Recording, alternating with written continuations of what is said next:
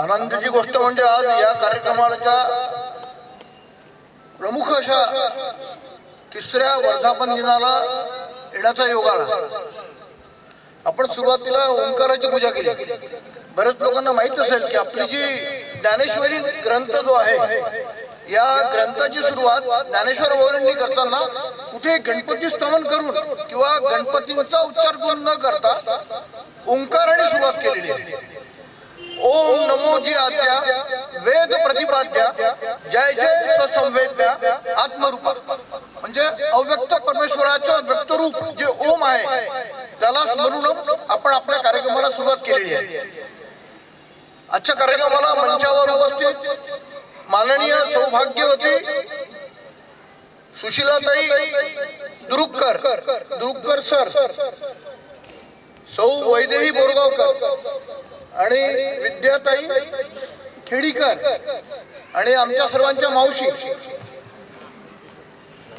आणि या कार्यक्रमाला ज्यांनी मोठ्या उत्साहाने हा कार्यक्रम आयोजित केला असे माझे परमप्रिय मित्रवर्य श्री विजयजी वाकेकर, सौभाग्यवती मंगला वाकेकर, आणि इथे उपस्थित बरेचसे चेहरे हे माझ्या ओळखीचे आहेत. आणि या सर्वांमध्ये मला बोलताना असं वाटत नाही की मी काही भाषण करावं किंवा वक्तृत्व करावं, नव्हे संवाद साधावा. तो संवाद साधण्याचा मी प्रयत्न करतोय. जे वंदनीय आहे त्याला वंदन करू, जे प्रार्थनीय आहे त्यांची प्रार्थना करू, जे स्मरणीय आहे त्यांचं स्मरण करू, जे आदरणीय आहे त्यांच्या प्रती आदर व्यक्त करू, जे नमनीय आहे त्यांना नमन करून ओम स्वरूपी परमेश्वराचं स्मरण करून मी योगाबद्दल थोडीशी उद्बोधक, उपयुक्त आणि उचित, आणि यांनी मला जो विषय दिलाय तो आहे योग आणि आरोग्य. आता योग आणि आरोग्य या विषयाशी माझा किती संबंध आहे विचारलं तर मी सुरुवात तिथून करतो. म्हणजे लोकांना याचं महत्व कळेल की वयाच्या 68व्या वर्षीपर्यंत मला कुठलाही त्रास नव्हता, कुठलाही आजार नव्हता, पण सडनली माझी प्रकृती बिघडली पुण्याला आणि मला अशा परिस्थितीत ऍडमिट करावं लागलं की वाचतो की नाही. तेव्हा डॉक्टरांनी असं सांगितलं की हे म्हणजे अनाकलनीय झालं. म्हणजे ज्यावेळेस मला अॅनेस्थेशिया देऊन ऑपरेशन थिएटर मध्ये नेलं त्यावेळेस माझे 100% मल्टी ऑर्गन्स ऍक्टिव्हेट होते. जनरली अॅनेस्थेशिया दिल्यावरती माणसाचे 50%च्या वर मल्टी ऑर्गन ऍक्टिव्हेट राहत नाही. तर हा चमत्कार कशामुळे आहे? हा योगामुळे. जी 30 वर्ष योग साधना केली त्याच्यामुळे सगळं घडलेलं आहे. म्हणून मला लोकांनी म्हटले तुम्ही एवढे योग गुरु आहे, लोकांना योग शिकवता, आजारी कसे पडलात? माझं उत्तर असं आहे की मी संसारी योग साधक आहे, आणि संसारी योग साधक हा किती नियमित राहतो आपल्या बाबतीत याबद्दल मला सांगण्याची जास्त आवश्यकता वाटत नाही. पण जे काही मला कोरोना झाला, मोठ्या प्रमाणात आजारी झालो, पोटाचं ऑपरेशन झालं, पण सगळ्या याच्यातून मी योगामुळे 30 वर्षाची योग साधना माझी कामात आली. ते योग काय येतं हे म्हणून माझी सर्वांना सांगण्याची इच्छा आहे की हा विषय जो आहे हा विषय खूप मोठा आहे. असा 25-30 मिनिटांमध्ये सांगण्यासारखा विषय नाही आहे. परंतु जो काही विषय मी आपल्यासमोर ठेवतोय तो विषय फक्त माझं एकच म्हणणं आहे की सर्वांनी मन लावून त्यातला एक एक शब्द ऐका. त्यात माझा कुठलाही स्वार्थ नाही की सरांनी खूप चांगलं भाषण दिलं, खूप चांगला संवाद साधला, यामध्ये माझा कुठलाही उद्देश नाही. माझा उद्देश आहे की माझा विषय तुमच्यापर्यंत पोहोचावा आणि तुम्हाला त्यात योग्य ते यश प्राप्त व्हावं. आता मगाशी नाईकवाडे सरांशी बोलताना असा उल्लेख झाला की माझे मुलं जे आता माझे मुलं 40-42 वर्षाच्या वर आहेत त्यांना सरांनी शिकवलं, माझ्या दोन्ही मुलांना. आणि ते मला बोलता बोलता बोलली की शेवटी म्हणे तुमचे संस्कार आणि आई शाळेचं शिक्षण त्यातून पोरा या उंचावर गेले. म्हणून आपल्याला योगशास्त्राचं महत्व काय आहे आणि योग आणि आरोग्य कसं आहे तर आपल्याला अनेक प्रकारचे आजार होतात. आता मी स्वतः आजारांची नावं घेतो म्हटलं तर अपचन, जळजळ, पित्त, निद्रानाश, थकवा, अनुत्साह, विसरभोळेपणा, सांधे दुखी, स्थूलता, मधुमेह, रक्तदाब, हृदयविकार, दमा, आम्लता, वायू प्रकोप, अग्निमांद्य, बद्धकोष्ठता हे सहज होणारे आजार. एकदा तुमचं वात पित्त कफ बिघडलं की आपल्या कुठलाही आजार होऊ शकतो. ते या आजारावर सगळ्यात महत्वाचं औषध जर काय असेल तर आपण नियमित आपलं जे शरीर तयार झालेलं आहे, कोणी सांगू शकेल का असं की आपला जन्म कसा झाला? आधी आपण जेव्हा जन्माला येतो त्यावेळेस पाठीवर येतो, नंतर मूल रांगायला लागतं, ते पोटावर जातं, नंतर ते बसायला लागतं आणि नंतर उभं राहून चालायला लागतं. हीच योगासनांची व्यवस्था आहे की सुरुवातीला आपल्याला पाठीवर झोपून आसनं करायची, नंतर पोटावर झोपून करायची, नंतर बसून करायची, नंतर उभं राहून करायची. ही जी आसनाची व्यवस्था आहे, या आसनाच्या व्यवस्थेमध्ये दुसरी आपण जी आपल्यापर्यंत काही लोकांना आधी पाठीवरची आसनं चांगली वाटतात, कोणाला पोटावरची, कोणाला उभं राहून. तर आपल्याला जी आसनं ती चांगली करता येतात ती करायची. पण तत्पूर्वी आसनं करण्याच्या आधी आपली बॉडी जी आहे ती वॉर्मअप होणं खूप महत्वाचं आहे. आणि बॉडी जर वॉर्मअप नाही झाली तर आपण आसनं करताना आपल्याला त्रास होऊ शकतो. पाठीमध्ये उसण जाऊ शकते, कमरेत उसण जाऊ शकते, पायामध्ये मोच जाऊ शकते. म्हणून पूर्ण बॉडी वॉर्मअप करून आसनं करायचं. आणि आसनं करताना मला खूप काही आसनं येतात म्हणून मी खूप काही करीन असा विचार डोक्यातून काढून आपल्या वयाला अनुसरून जे जमतं तेवढंच करा आणि तेवढीच आसनं करा. आता मला या वयात कोणी म्हटलं की शीर्षासन कर, तुम्ही करणे योग्य आहे का? मला येत आहे, तुम्हाला दाखवायचं आहे म्हणून मी करीन. पण धाड पडलो काय होईल? घरी गेल्या गेल्या बायको म्हणेल कोणी उपद्व्याप करायला सांगितलं. म्हणून जेवढं जमेल, जेवढं झेपेल, जेवढं रुचेल तेवढंच कर. आणि आसनांमध्ये आता सगळ्यात महत्वाचा मुद्दा जर काय असेल तर योगशास्त्र ही वैद्यकीय उपचार पद्धती नाही, हे डोक्यात ठेवून ती वैद्यकीय शास्त्राला पूरक आहे. लक्षात घ्या, आपलं योगशास्त्र जे आहे ते वैद्यकीय शास्त्राला पूरक आहे. असं कुठल्याही शास्त्रामध्ये याचा उल्लेख नाही आहे की तुम्ही योगशास्त्र केलं, योगपॅथी केली म्हणून सगळे आजार बरे झाले. मग माझ्यासारख्याला एकही आजार व्हायला नको. 30 वर्ष योग संध्या अखंड केली. आणि दुसरी गोष्ट यात अचूकता, ही अचूकता जर आपल्याला कळली तर कदाचित तुम्हाला त्याचे जे फायदे आहेत ते दुपटीने मिळतील.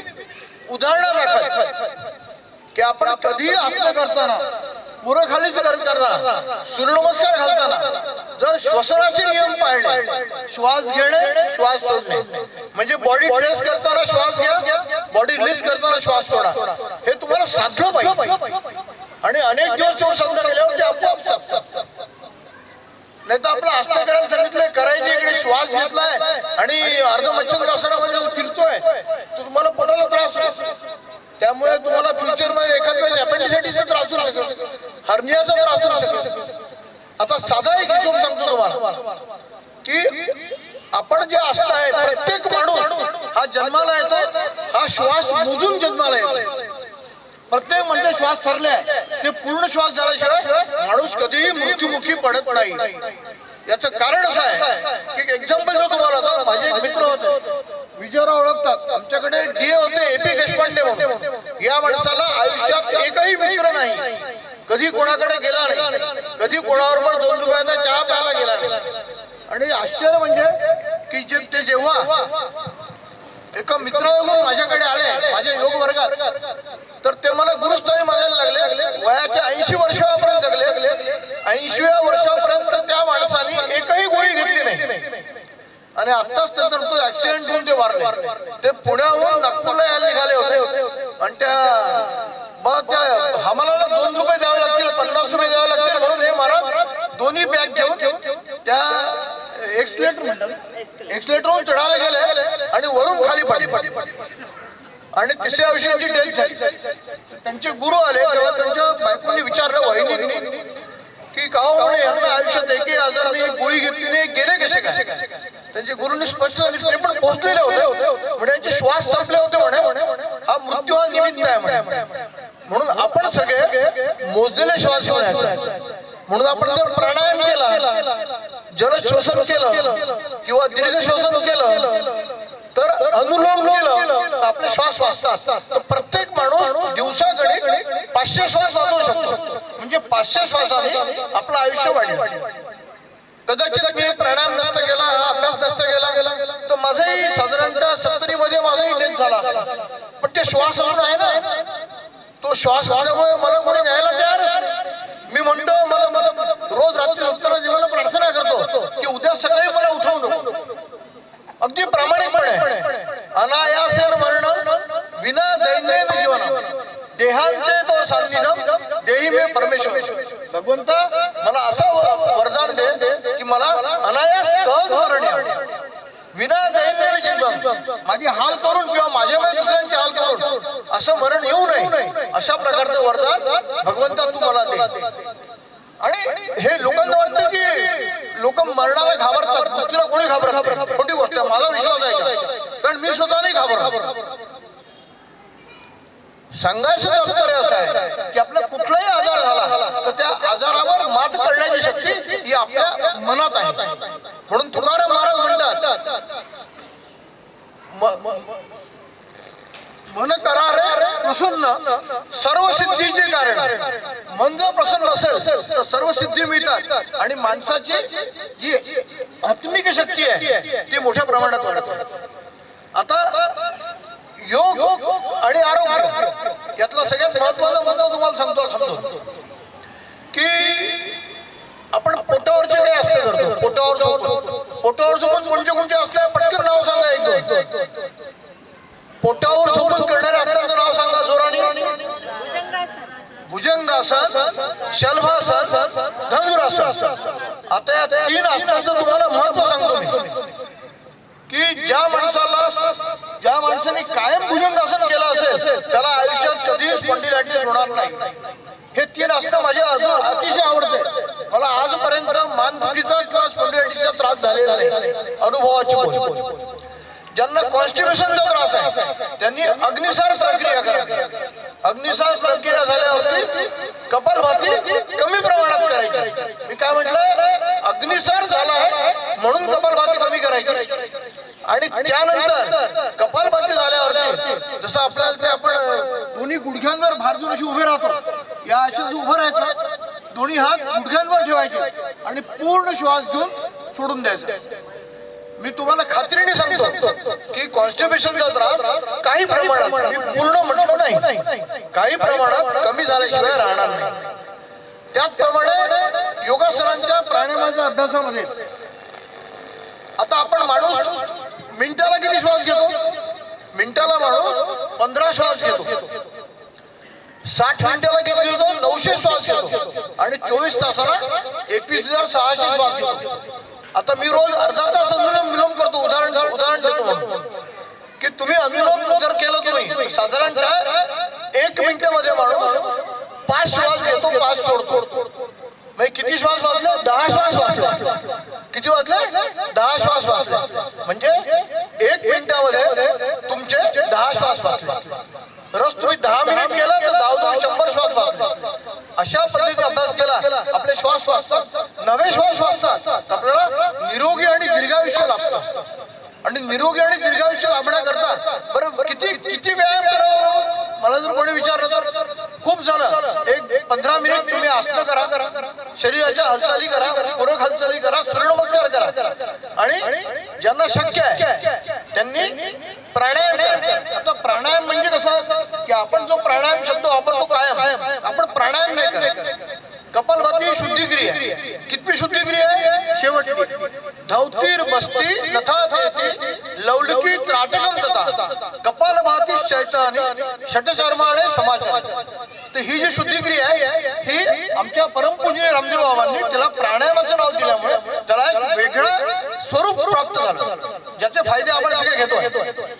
आणि पुन्हा सांगतो प्राणायामामध्ये कपालभाती 3 प्रकारची आहे. लक्षात घ्या, माझ्याकडे लक्ष ठेवा. मुरबा कपालभाती 3 प्रकारची आहे. तीव्र कपालभाती, सूक्ष्म कपालभाती आणि मध्यम कपालभाती. तीव्र कपालभातीमध्ये तुम्हाला 1 मिनिटामध्ये 120 स्ट्रोक मारायचे, मध्यम कपालभातीमध्ये 80 स्ट्रोक आणि सूक्ष्म कपालभातीमध्ये 60 स्ट्रोक। आणि सगळ्यात चांगली आणि उपयुक्त कोणती असेल तर सूक्ष्म कपालभाती, कारण का आपण सगळे आता ज्येष्ठ होत चालू आहे। ज्यांचे वय साधारणतः 40च्या वर आहे त्यांनी मध्यम कपालभाती करावी, जे 40च्या आत आहे त्यांनी तीव्र करावी, आणि जे 50 आणि 60च्या वर गेले त्यांनी सूक्ष्म कपालभाती करावी। याचा अर्थ कोणीही कुठलीही कपालभाती करू शकतो, पण शक्यतो जे वयाने जास्त आहे त्यांनी तीव्र कपालभाती करू नये। आणि कपालभाती जी आहे 3च आवर्जन टाकावे, 1 तास 1.5 तास 2 तास कपालभाती चुकूनही करू नका।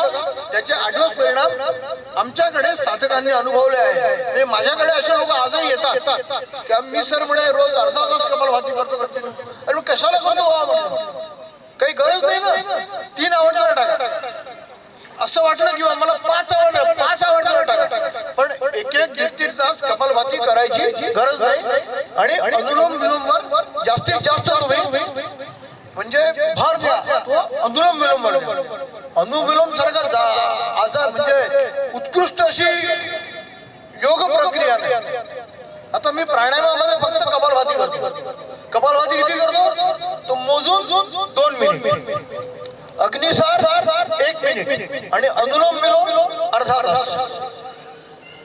आणि आसन प्राणायाम माझे साधारणतः 20 मिनिट, म्हणजे ते 20 मिनिट आणि हा त्याला अर्धा तास ते 40 मिनिट माझा प्राणायाम, तर साधारणतः मी 1.25 तास रोज करतो। एक काळ होता साधारणतः 3-4 वर्षापूर्वी रोज 3 तास योगाभ्यास चालायचा, पण डॉक्टरनी सांगितलं, मी पण ठरवलं आता याची गरज, जेवढी गरज आहे तेवढंच कर। आता मधुमेहाच्या केसबद्दल सांगतो, ज्यांना मधुमेह आहे, ज्यांना काय म्हणतात तर इंग्लिश डायबिटीस आहे, पेशंटनी सगळ्यात काय करावं, डायबिटीसच्या पेशंटने सगळ्यात काय करावं, एकदम वॉकिंग सारखा उत्तम उपाय नाही। त्यानंतर अर्धमच्छिंद्रासन, वक्रासन आणि आपल्या पूरक हालचालीमधल्या सगळ्या प्रक्रिया हे जर तुम्ही नियमित करत गेले तर मधुमेहाला तुम्हाला आराम पडेल, तुमची गोळी कमी होईल। आणि डायबिटीसची गोळी डॉक्टरला विचारल्याशिवाय चुकूनही बंद करू नका। आता श्री धानोरकर हे नाव ऐकलं असेल, त्या धानोरकरांचे माझ्या शेजारी राहतात, त्यांना प्री डायबिटीस डिक्लेअर झाला, काळजी घेतली नाही, अपने कुछ होता नहीं, अपना खाने पे कंट्रोल है।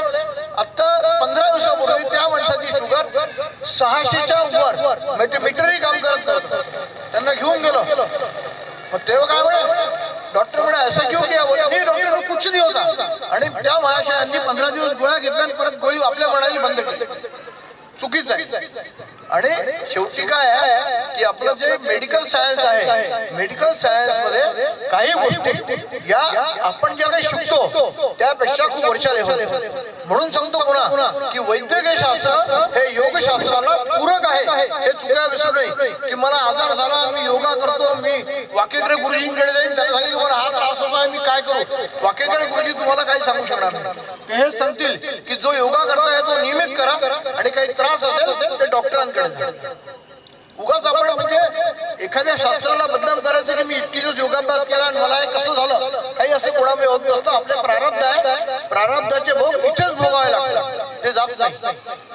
म्हणून माझी विनंती आहे तुम्हाला सर्वांना की योगाभ्यास करताना या गोष्टीचं भान ठेवा। फक्त शेवटला 1 मिनिट घेतो मी तुमचा, आणि मी एक फार सुंदर आहे की आपल्या मनामध्ये असं नेहमी वाटतं की आपल्या स्वतःचा बॉडीचा पार्टनर कोण आहे, हे इंग्लिश मध्ये आहे पूर्ण, पण मी माझ्या अल्पबुद्धीने त्याचं मराठी ट्रान्सलेशन केलेलं आहे, तर ओरिजिनल इंग्लिश वाचू की मराठी वाचू, ठीक ओके, म्हणून मी ते करू ट्रान्सलेशन, फार सुंदर आहे बरं। 1 मिनिट घेतोय, आणि फार महत्त्वाचा आयुष्याचा जोडीदार कोण आहे तुमची, हे किती पडतं काय तसाच राहणार, फक्त चुली लावा ते काय इंग्लिशचं आर्टिकल जे ते फॉरेनचं होतं ते मी मराठीमध्ये करून आणण्याचा प्रयत्न केला आहे, जमेल तर पाहू।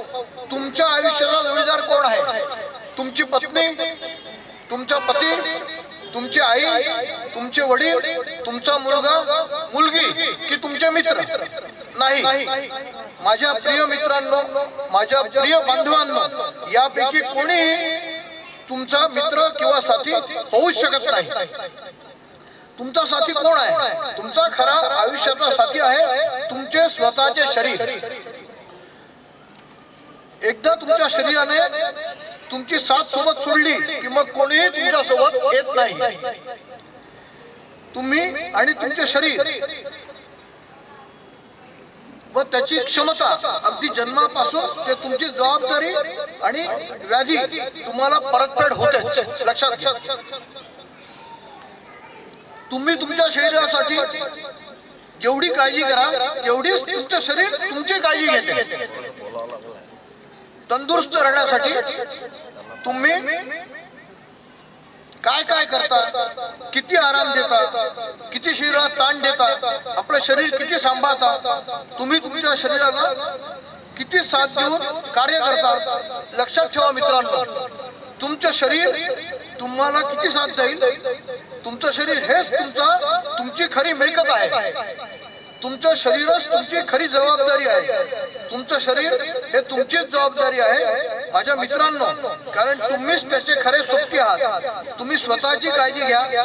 पैसा येईल जाईल, एकमेव म्हणजे तुमचे नातेवाईक मित्रमंडळी हे नेहमी काही कोणी मदत करू शकणार नाही. फुफ्फुसासाठी लक्षात घ्या, फुफ्फुसासाठी प्राणायाम करा, मनासाठी ध्यान करा, शरीरासाठी योगासन करा, हृदयासाठी भरपूर चाला, पोटासाठी सात्विक जेवण घ्या, आत्म्यासाठी चांगले विचार आणि चांगले कर्म करा. तुम्ही तुमच्या शरीराची काळजी घ्या. तुमचे शरीर तुमची काळजी नक्कीच घेईल हा माझा विश्वास आहे. म्हणून त्यांनी म्हटलं आहे की who is your partner, now my partner is my body. एवढं लक्षात ठेवा आणि याप्रमाणे जीवन जगण्याचा प्रयत्न करा. इतक्या कमी वेळात जेवढं सांगता आलं तेवढा सांगण्याचा प्रयत्न केला, कारण तुमच्या सर्वांचे कार्यक्रम आहे. म्हणून मी माझ्या शब्दांना विराम देतो आणि सर्वांना इथून योग साधकांना माझा नमस्कार. हरि ओम तत्सत.